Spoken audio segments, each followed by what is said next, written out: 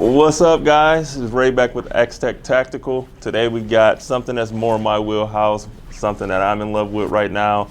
We're covering some of the 2011 or 1911 double stacks. So we're going to actually take a look at the new Kimber 1911 DS Warrior, as well as the Bersa M2Xi.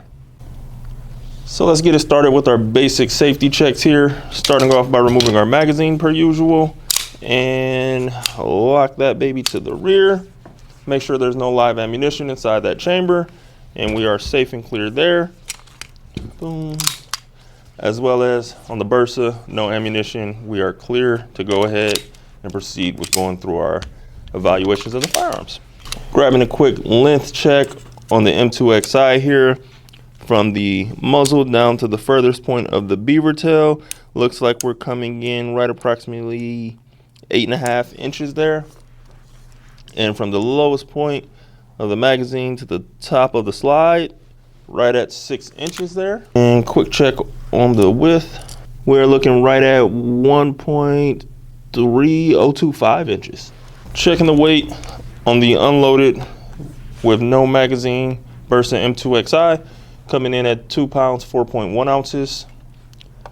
With an unloaded 17 round magazine, 2 pounds, 7.4 ounces.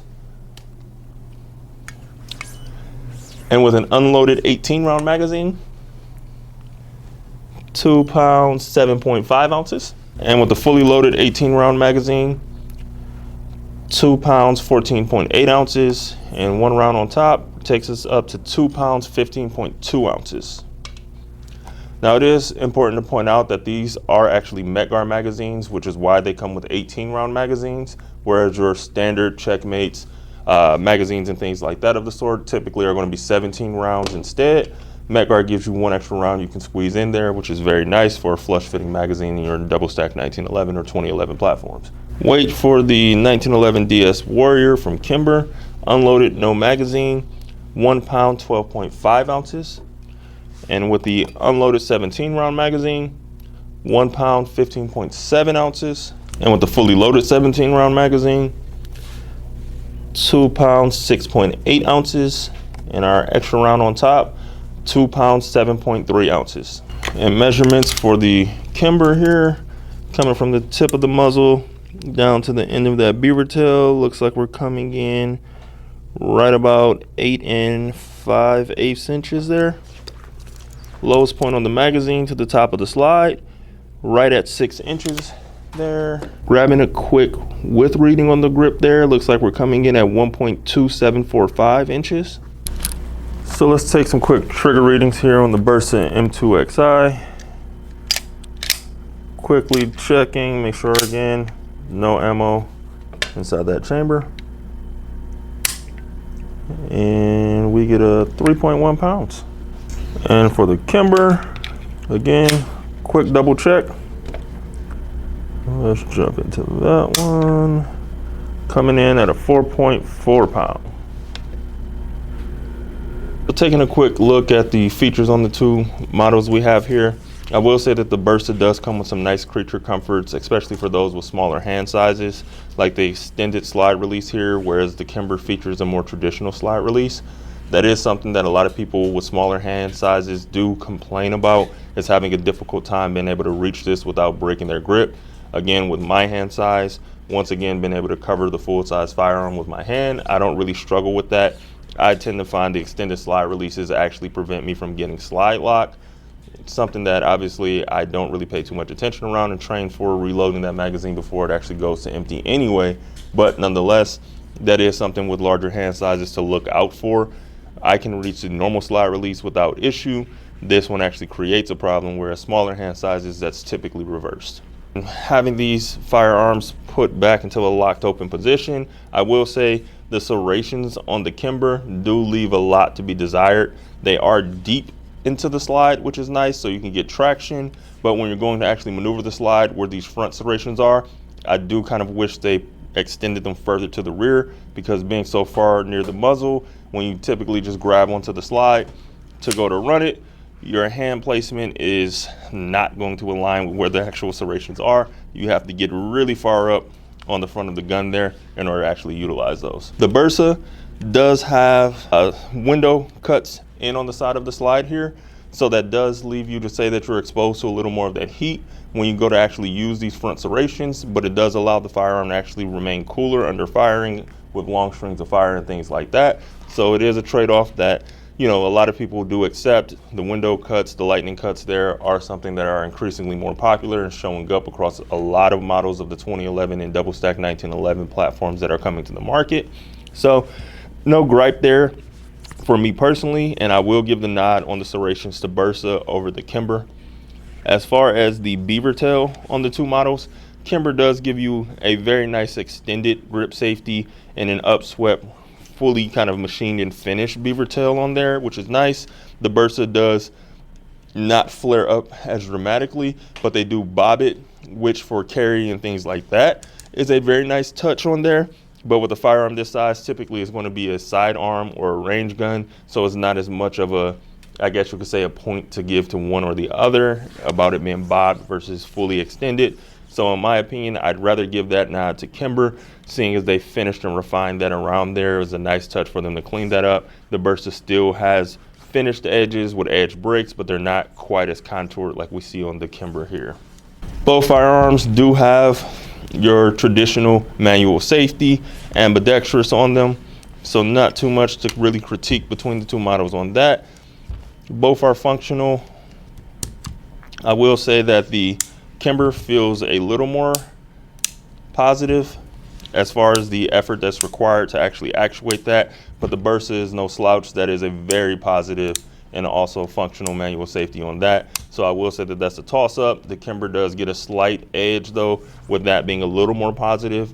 I do like that. Now, as far as the texturing goes on the two frames and overall grip size, as far as the width there on that length goes, I will say the Kimber wins.